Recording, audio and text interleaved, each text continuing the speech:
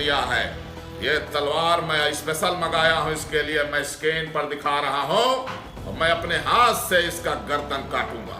कि ढोल गंवार शूद्र पशु नारी सकल ताड़न के अधिकारी। नमस्कार साथियों, जय हिंद, वंदे मातरम। जैसा कि आपको पता है कि पूरे देश में कुछ लोगों के विवादित बयान, जैसा कि समाजवादी पार्टी के नेता स्वामी प्रसाद मौर्य ने जो श्री रामचरितमानस को लेकर विवादित बयान दिए हैं, जिसकी वजह से देश के अलग अलग राज्यों में हिंदू संगठनों का और लोगों का गुस्सा फूटा जा रहा है।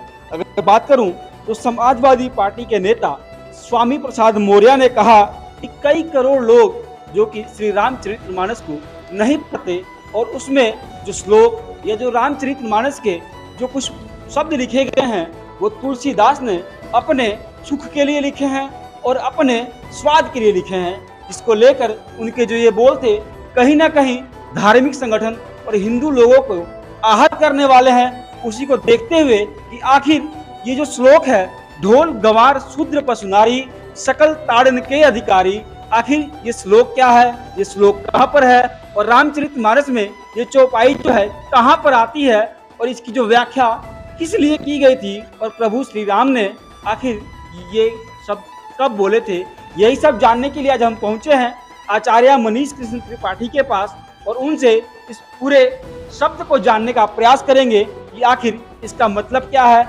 इसका भाव क्या है और इसका अर्थ क्या है। इस बारे में क्या कहना चाहेंगे? जी, आपके सभी दर्शकों को जय श्री राम हमारी तरफ से।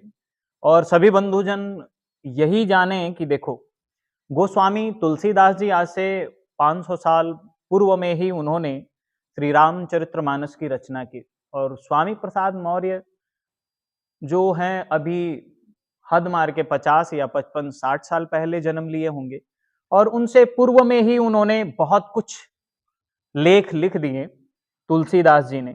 और उन्होंने लिखा, जब भगवान समुद्र के तट पर गए तो उन्होंने समुद्र से प्रार्थना की तो समुद्र ने नहीं सुना, तो समय समय पे शिक्षा देने के लिए अपने भक्त को परमात्मा ने ऐसा कहा कि इसमें कुछ चौपाइयां हैं, अगर कहें आप लोग तो हम आप लोगों को सुना देते हैं।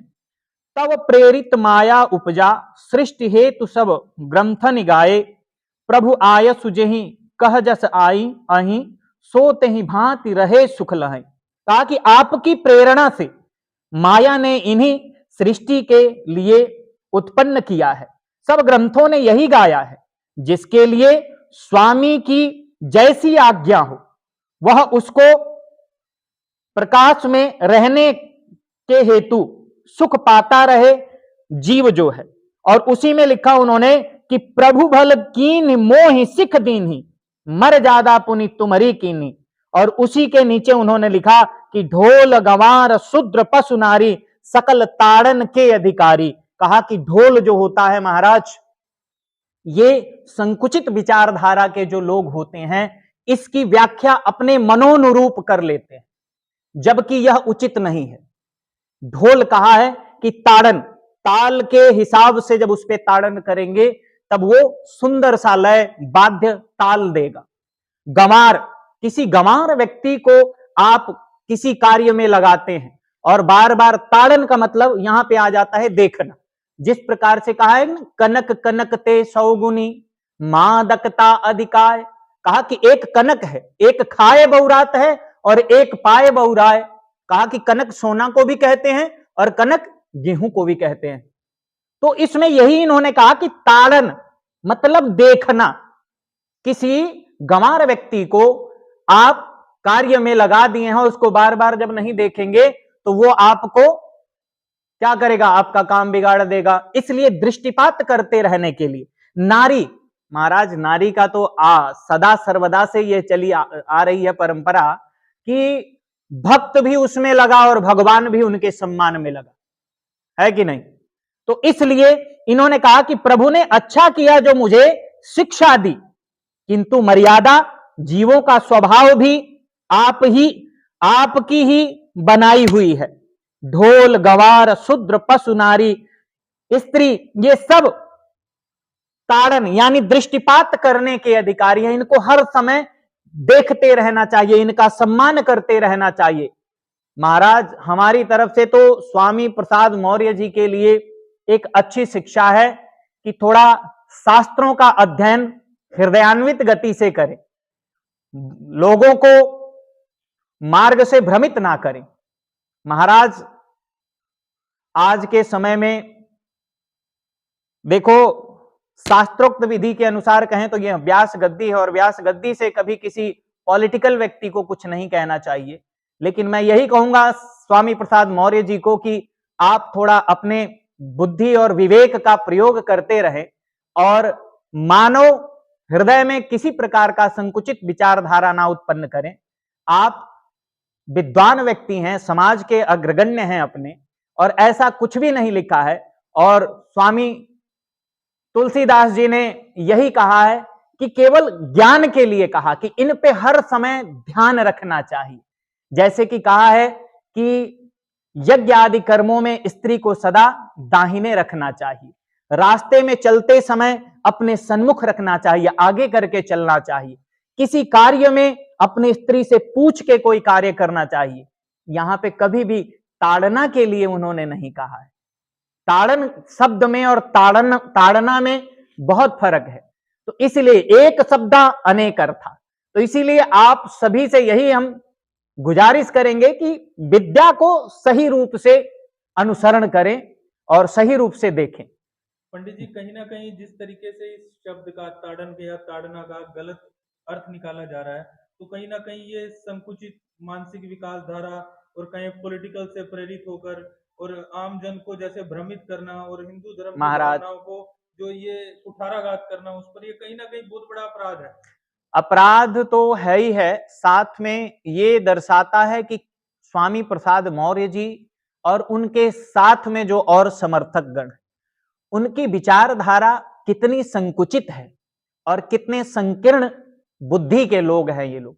इनको सोचना चाहिए कि कभी भी इस प्रकार का कार्य ना करें जिससे मानव प्रभावित हो।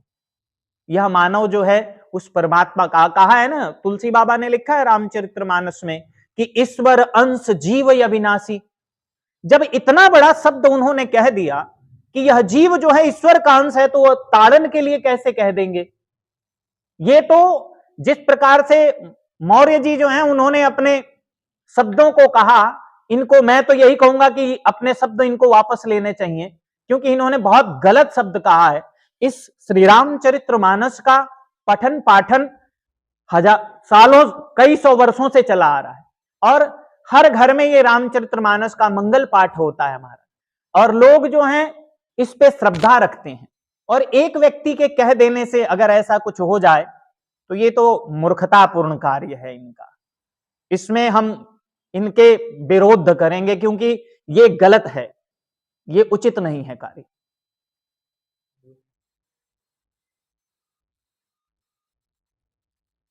ठीक है, ये देखिए लिखा है कि नहीं, ढोल गवार शूद्र पशु नारी। शूद्र का मतलब संकुचित विचारधारा के लोग इसको बिल्कुल अधम बना देते हैं, जबकि देखिए 4 वर्ण हैं इसमें, ब्राह्मण, क्षत्रिय, वैश्य और शूद्र। शूद्र का अभिप्राय लोग, संकुचित विचारधारा के लोग अधम समझ लेते हैं, जबकि कहा है कि ब्राह्मण का कर्म है दान लेना और दान देना।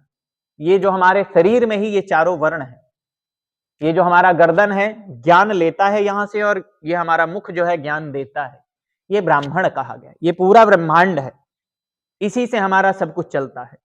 ठीक है, और क्षत्रिय का कार्य है रक्षा करना। ये जो हमारा वक्षस्थल है और जो बाहुएं हैं ये क्षत्रिय हैं, और शूद्र का वैश्य का कर्म जो है वो हमारा भरण पोषण करना है। तो हमारा जो उदर है, पेट है, ये वैश्य है। मुखारविंद के द्वारा क्षत्रिय से होते हुए जब हमारे उदर में अन्न जाता है तो उसी अन्न के रस से सर्वांग में पुष्टि प्रदान होती है, जिससे हमारे शरीर का भरण पोषण होता है सभी अंगों का। और कटी भाग से नीचे जो चरण हैं हमारे, भगवान कहा कि ब्राह्मणोश्च मुखमासीद बाहुराजन्या कृतः ऊरु तद वैश्यः पदभ्यांग गुं शूद्रो अजायत, कहा कि ये चारों वर्ण उस परमात्मा के ही अंश हैं।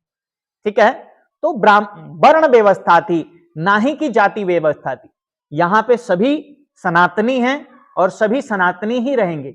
ये जाति प्रथा में कभी ब्राह्मण ने किसी को नहीं बांटा है। ये तो संकुचित विचारधारा के जो लोग हैं, जैसे स्वामी प्रसाद मौर्य हैं, इनकी यहां पे मति दर्शाई जाती है। ऐसे शब्दों को बोल के हमें आहत करते हैं। हिंदू सभ्यता को एक धप्पा के समान है स्वामी प्रसाद मौर्य जी। सनातनी होने का यह फर्ज अदा नहीं कर रहे हैं और कहते हैं कि ये कौन सी पार्टी के हैं, ये समाजवादी पार्टी के हैं। समाज का कल्याण होना चाहिए, सर्वजन हिताय सर्वजन सुखाय, ऐसा कार्य करना चाहिए, ना ही कि एक व्यक्ति को बढ़ावा देने के लिए पूरे समाज को आप गाली दें।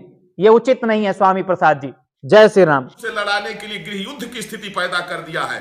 कुरान में 27 ऐसी आयतें हैं जो गैर कत्ल करने की बात करती हैं। अगर इसमें औकात है तो जिस तरह से रामचरितमानस की प्रतियां जलवाए उस तरह से कुरान जला करके दिखा दे, न जाने कितने टुकड़े हो जाएंगे इसके। लेकिन इसको सिर्फ जो है हिंदू को लड़ाना है, क्योंकि इसको जनता ने वोट नहीं दिया है।